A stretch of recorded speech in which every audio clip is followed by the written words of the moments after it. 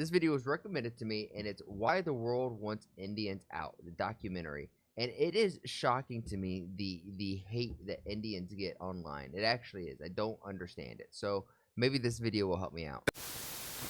Yaps.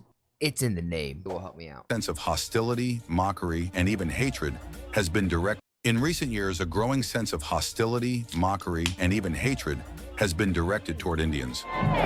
And it's disgusting. It's not called for, and it's not needed.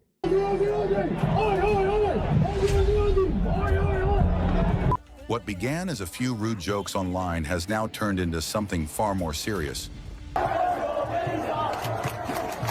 Like, it really is. It is disgusting, because in every culture, like, every culture has its vagabonds. Every culture has its upstanding people that, you know, or the people that you look up to, X, Y, and Z, right? But then every culture has the people that you don't look up to. You know what I mean? It doesn't matter who, like, that's not exclusive to Indians or Australians or anything like that. Discrimination in workplaces, insults on the streets, and even physical attacks in public places. All right, the refugees are here from India. The Justin Trudeau is bringing so many Indians. Look at that. They all come from India. Today, a disturbing shift is happening. Across Europe, Asia, and even parts of North America, Indians are increasingly being seen not as guests or partners, but as intruders. It's not politically correct to say it, but if you want to get away with murder, you kill an Indian, because we don't get justice. I'm being aggressive to you That's insane. because too many Indians are in Canada, and I want you to go back. Go back. But I'm Go Canadian. back. The internet has made things worse. That's so bad, you know. And like, I think immigration is a good thing, but I think there needs to be a due process for immigration. And in America, where I'm currently at, I think the best solution for us is to have a complete reform on our immigration process, right? And allow, you know, maybe an easier way to get into the country. And I say easier very loosely, right? Because the way that it has been done is insane.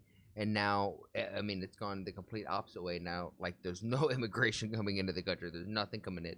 And I think there needs to be a healthy amount. And I think you get that through a legal process. Ours is a little convoluted. But this is what happens when you have, like, a second or third or maybe like a second generation immigrant who comes in. You know, that their parents came in, they had a kid had no say in that. The kid grows up being, you know, looking like they're from India, or because they're Indian, right? But they're actually Canadian. So they're Canadian Indian or Indian Canadian, however you want to put it. And the people there are like, "You're not from here," and it's like, bitch, I grew up here. That was my elementary school. That was my middle school. That's high school. That's where I went to prom. That's where I had my first kid. Like, you know what I mean? It's insane. On Reddit and X, anti-India posts spread faster than ever. A flood of racist comments mocking the victims of the Air India plane crash swept across social media. I cannot fathom the level of blatant racism and disregard for the hundreds of people who lost their lives. The pilot's ability was being questioned. He was being compared to a lot of truck drivers of Indian origin, and Memes calling Indian food dirty or Indian cities toilet capitals are shared thousands of times. Tourist price? Okay, I pay tourist price. Here you go. Oh, look at the fingers on that. Wow. Okay. Oh no. Just gonna throw it in here. Onion. Okay. Oh. A silent wave of anti-Indian sentiment is spread. Now, I don't even think that this is just me being honest, right? The stereotype for Indians not having the best civic sense. There's even a lot of y'all in the comments who say that, you know, depending on where you're at in India, the civic sense is lacking, right? And while the Indian economy rises, I wouldn't eat the street food. Higher than ever before, resentment against Indians abroad seems to rise along with it. In early 2024, an Indian boy was shopping with his girlfriend in a mall when a man approached them and began shouting, "Aren't you ashamed to mix your blood with a brown Indian?" There's 1.3 billion Pajis. This is the whitest country on earth. You should be ashamed of yourself. Be ashamed of yourself. Be ashamed. The that dude is That's just ignorance, right? That's ignorance and hate. That's insane. The moment was shocking, not That's just for insane. its open racism, but for how common it has become. The man's tone was filled with anger, as if the very sight of an Indian in his country was an insult. Today in this video, we will uncover why the world wants Indians out. But before moving on, I have a small request. Please share your thoughts in the comments, and don't forget to like and subscribe. Your support means the world to us.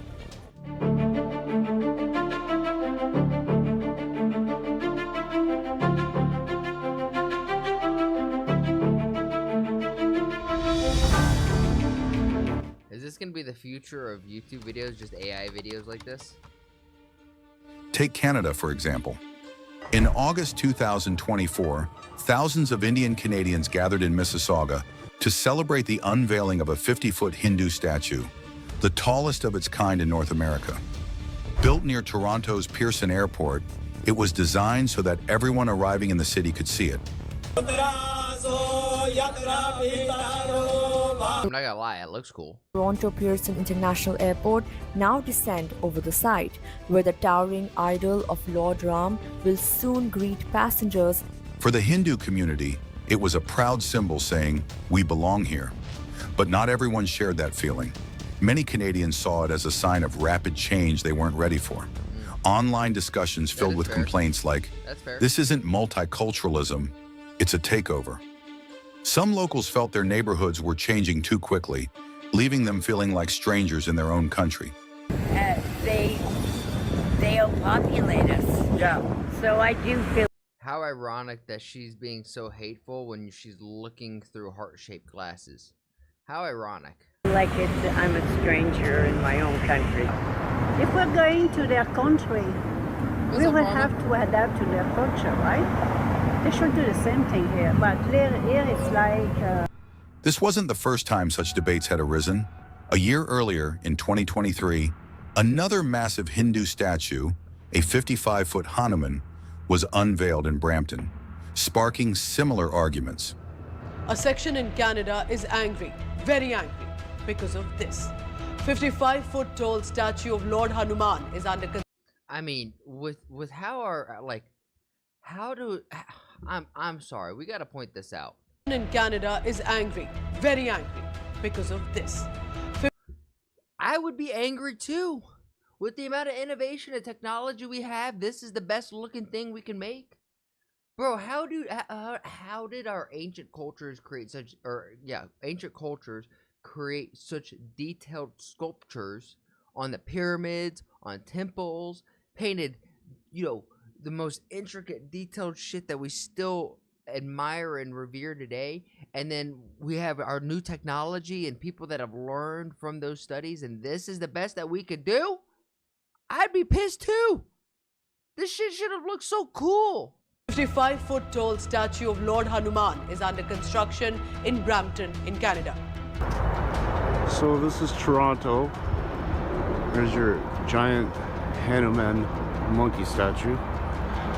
This is at Yonge Street near the 407 overpass. Critics argue that these monuments symbolized more than faith.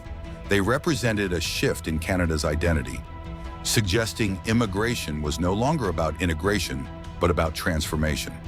I mean, I can understand how they feel that way. There's still, I mean, I'm not in Canada, so I don't know. I'm just trying to think about it in in terms of America, because I know in Texas there was a giant Hanuman statue that was built, and in New Jersey there's one of the largest Hindu temples in the world, I believe, in New Jersey, and I think they're pretty cool places. Now, do I feel that way about all religions? No.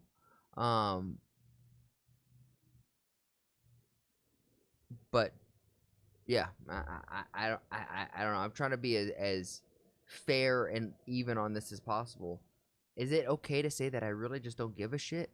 So long that religion doesn't dictate states, religion doesn't control the government, I'm okay with you believing and experiencing whatever it is that you want to live in this life. Just don't force it on me, right? Like, is that okay to say that I don't care? In cities like I understand that they're insecure. I don't think they're forcing it to anyone to become Hindu or using it to protest. They're just practicing. That's what I'm like. This is. It would be different if it was like being forced on the people around, like in those cities and communities, like, hey, now you guys are Hindu. That I would have a different tone. But this is them, a large group of them coming, having what we've seen 2, we'll say up to 4 statues in areas. Maybe there's more, right? But I don't know. I could see that. That to me is like cultural integration, right? It's only a takeover when it becomes a force to say, hey, you can't believe this. Like, look at what's happening over in Nigeria, where basically the Nigerian government is Islamic. They follow, there are a bunch of Muslims over there, and they're killing Christians, right? It's basically like the reverse of the Crusades.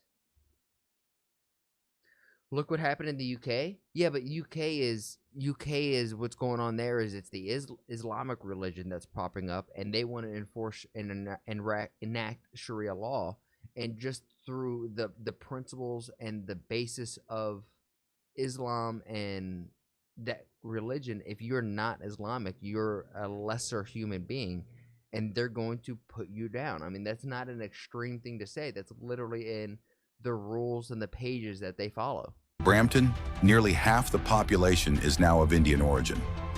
Walking through the streets, one can see signs in Punjabi, Hindi, or Gujarati, and Indian restaurants on nearly every corner. Even local politics often revolves around issues connected to Punjab, rather than Canadian national matters. Let's be honest, the biggest issue when it comes to this is the people that are, we're just going to use Canada as the example for me, so I can keep a train of thought. Canadians are upset, not so much at the immigrants themselves, right? But they're mad at them. But they're mad at them because they can get away with crime, with getting benefits that they don't receive. They get away with so much more than the people of Canada who are paying into that system, right? They're paying into that system for these other people to reap the benefits of it. And that's more or less a lot of where this friction is coming from, right? It is the unfairness and the inequality of this, of the people having no say in this. The people did not call for all of this immigration. Are they here? Sure. Is there anything they can do about it? Not really. But the big issue, the thing that makes this from a yellow flag to like, hey, that's a lot of immigration. We didn't really vote for this. We didn't really jive for this. The thing that made that yellow card go to a red card was when not only did the people not call for this immigration, but then those people who were coming in were receiving more benefits and getting away with more things and receiving less penalties on crimes than the people of that country. And that is bullshit.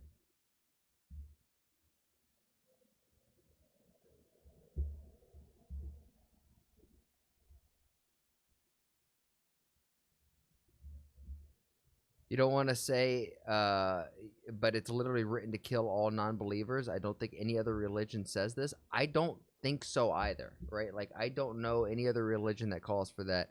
And if you don't kill them, then you have to force them to have like it's weird that it's so specific that you got to force them to have a weird haircut, wear mismatching clothes, walk on the opposite side of the street. Like, that religion is so oppressive and so like black and white that I just don't think it fits in a world full of gray, right? There's so much nuance in our everyday world that living by those, I think, too regimented rules just gonna lead to friction.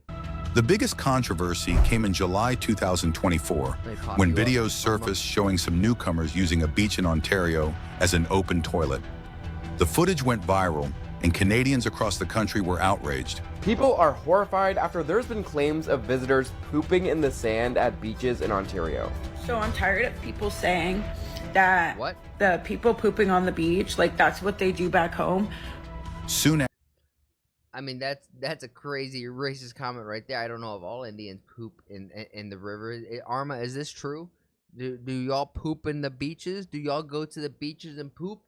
Are you guys a bunch of beach poopers? After, Alberta health officials closed parts of Calling Lake Beach after discovering unsafe Is this true? water conditions. When activists called the I feel like this is slightly exaggerated. public criticism racist, many Canadians became even angrier, upset not only by the unhygienic act, but also by the feeling No, now I gotta know. So how are we gonna do this? We use the power of AI. Do Indians poop at beaches? I don't think so, but I saw it. Hey, it's not me. I don't think they do. I don't think so, but I just want to see. I want Grok to know. No, Indians do not routinely poop at beaches as cultural widespread practice. That's a harmful, outdated stereotype that often amplified sensational YouTube videos from a decade ago, like those high rural open defecation in 2015, historical scale from 2014, about 550 million practiced open defecation in rural areas and fields. Wait, hold on. It's tied to a sanitation access in that culture. Poor households couldn't afford main toilets, behavior change. Okay, see, like, add a little context, that makes sense. But no, okay, Indians, in fact, do not poop at beaches. I just... that they weren't allowed to voice their concerns. Australia's growing tension toward Indians stems from rapid migration, economic frustration, and cultural anxiety. By 2025, the Indian-born population had surged past 900,000, reshaping suburbs and fueling debates about overcrowding, housing shortages, and job competition. Many Australians, facing record rents and strained healthcare, began blaming migrants rather than government mismanagement. Their anger is particularly directed against Indians who have moved to Australia in recent years. This is our country! It seemed that Indians were not safe in Australia. Isn't that like the background of Australia, like a prison country? So they were like all of their like relatives were just a bunch of like criminals or outcasts of society.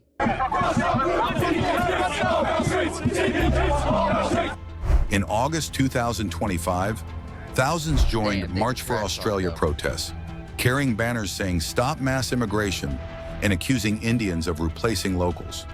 Neo-Nazi and far-right groups amplified these fears online, spreading misinformation about Indians taking over jobs and neighborhoods. Neo-Nazi leader Thomas Sewell addressed the audience. We have to stop immigration and become a nation once again. You can have healthy immigration. Like you want, as a nation, you want people to look at your nation and want to be there and be a part of that culture, right?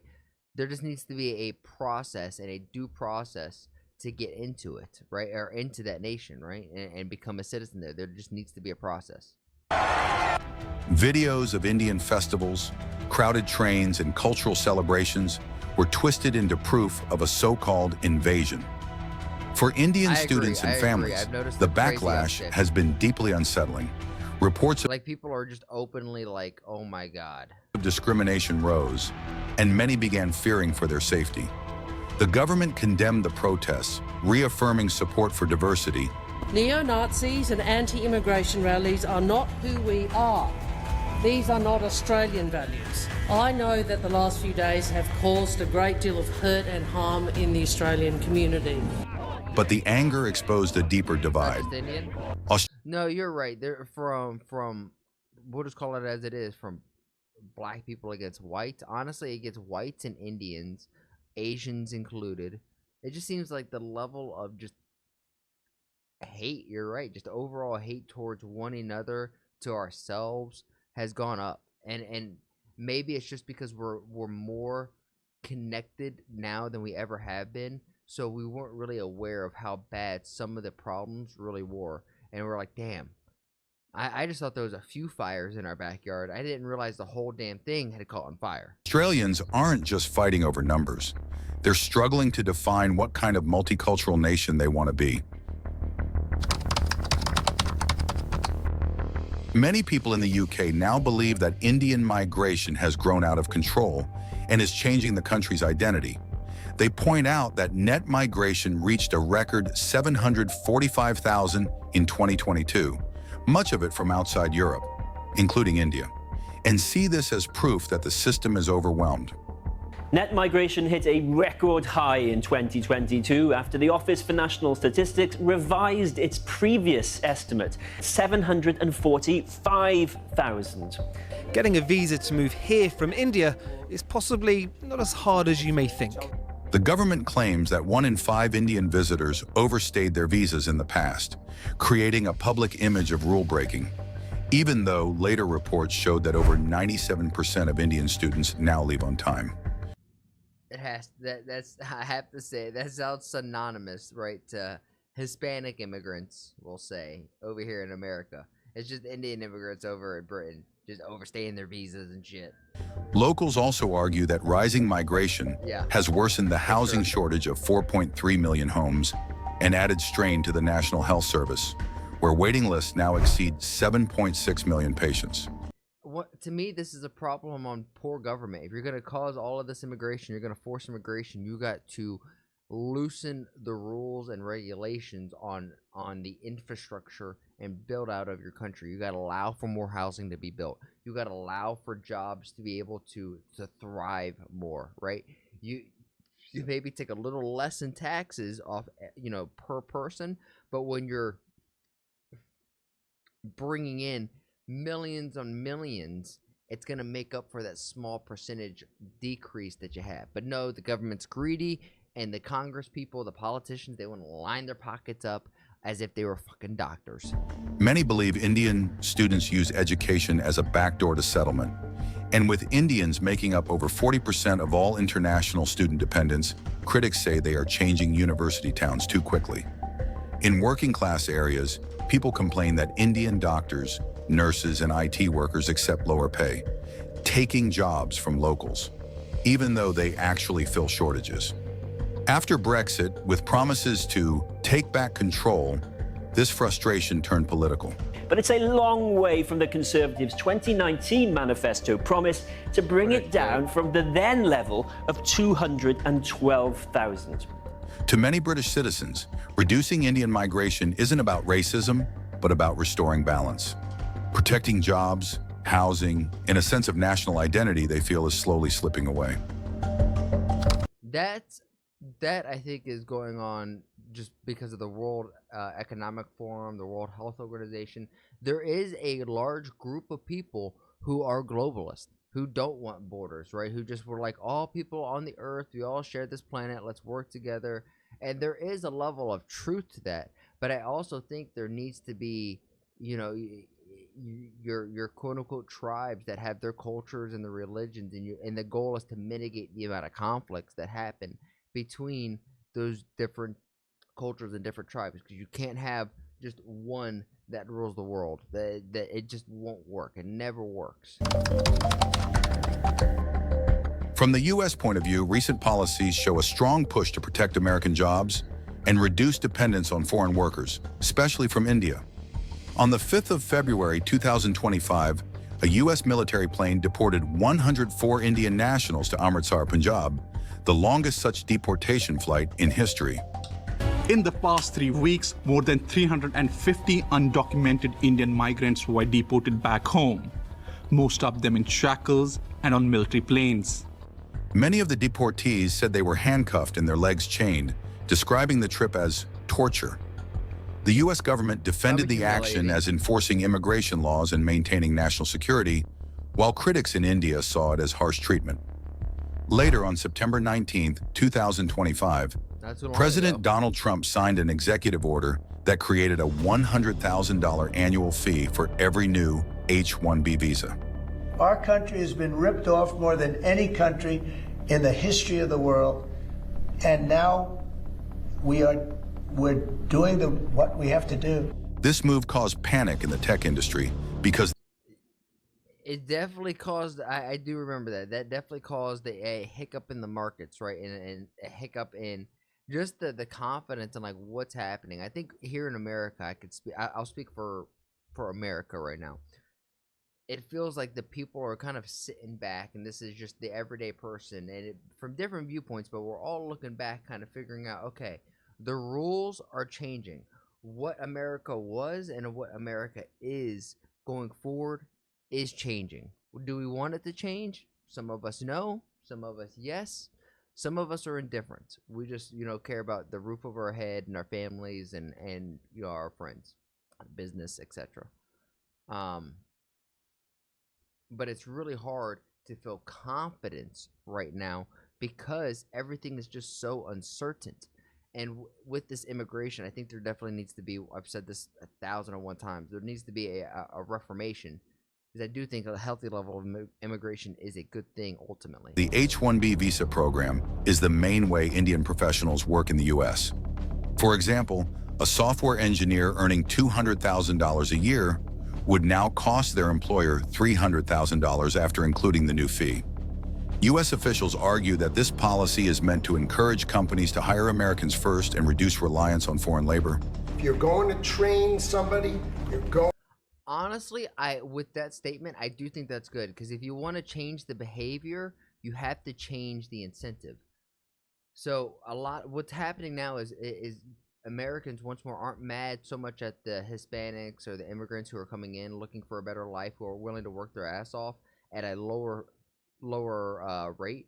They're mad that the businesses and the owners are going out there and doing that. So if you could punish the business owners or have them have a financial cost to doing this, then it kind of evens out the trade of, okay, can I get somebody who's a little bit more expensive per hour, but I don't have to pay $100,000 in taxes to keep them around, or do I pay the $100,000 in taxes because this person who's I'm paying a little less is going to produce so much more? It's doubtful. So honestly, I think once more, you change the incentives, you change the behavior. I'm going to train one of the recent graduates from one of the great universities across our land, train Americans, stop bringing in people to take our jobs. The policy, dressed up as a domestic jobs initiative, is aimed squarely at India without ever naming it. The H-1B program is the primary pipeline for Indian talent, and Trump knows it. In the Middle East, some locals have growing complaints about the large Indian population. In the UAE, out of every 100 people, 38 are Indian. Can you believe it? In Qatar, Indians make up about 25% of the population, and in Kuwait, around 21%. Many feel that cities, roads, hospitals, and public services are overcrowded, with rising rents and long queues, and they often blame Indians for putting pressure on these systems. Cultural differences also stand out in largely homogeneous societies. Indian festivals, languages, dress, and customs make some locals feel their traditional way of life is being diluted. بأخ من السودان ولا بمصر ولا من أي دولة عربية إن كان مهندس إن كان دكتور إن كان ميكانيكي إن كان شو ما كان إطلاقاً ولا 1% لا يمكن. Social segregation adds to the tension, as many Indians live in enclaves or labor camps and mostly socialize within their own communities, reinforcing a sense of otherness. Class and labor issues contribute as well, since many Indians work in low-paying, demanding jobs, and mistakes by a few individuals are often generalized to the entire community. Political visibility and social media amplification of minor incidents further fuel resentment. Despite these complaints, Indians are crucial to the region's economy, working in construction, healthcare, education, and business. The tension is not rooted in hatred, but arises from overpopulation concerns, cultural differences, and economic pressures that make Indians highly visible and sometimes an easy target for frustration. I think that's honestly what it is. It's just they become an easy target for all of this frustration, for all of this outlet. We need doctors and engineers here. Indian immigrants are not to blame for the tensions. They came seeking. True. If India wants to grow and have a better civic sense and have better infrastructures and develop its country, even the rural areas, to make them less rural and more sophisticated and more technologically interwoven, you do want the best engineers there. You do want the best doctors there. You do want the best of your talent there. You don't want the best of your best to be leaving your country. That is fair. Opportunities to study, work, and contribute. The real responsibility lies with the governments that allowed such large numbers to enter without preparing their own countries and communities. If ordinary people weren't ready for the influx, if housing, services, and public infrastructure were already stretched, then the fault lies with those in power, not with the immigrants. Indians did not force anyone to bring them in. They followed the rules, paid their dues, and tried to integrate. Yet they often face racism, harassment, and discrimination. That's how you know you're doing something right, though. Is if you have haters, that means you're having anger towards everyone reaching success. And they be hating having anger towards Indians reaching success. Think about that. Being shouted at, insulted, or even attacked simply for being Indian. These incidents are unacceptable, and the focus should be on governments and societies failing to plan and prepare, not on the hardworking immigrants who contribute so much. That statement, 100%. You change the incentives, you change the behaviors. Absolutely. I am Indian, and I could say that I can't do that. That's racist as fuck. I can't do that after watching that video. Oh my god, okay. I'm Indian, and I could say the majority of people lack civic sense, basic hygiene, and cleanliness. It would be good if others criticize us. That's insane. It's for the donkey taking people, not for those illegally. It's the other way around. Majority lacks it. The fuck? What is... I can't even read some of this. They're not criticizing Indians for bad civic sense. They're angry because Indians are taking their high-powered jobs like engineers, doctors, lawyers, politicians, and CEOs. I mean, this comment's probably more on the nose than not, but people are frustrated with the civic sense because that's like social awareness, and there's a social etiquette when you go out that's just kind of like the unspoken rules of a sport where you shouldn't have to be told to do or respect certain things.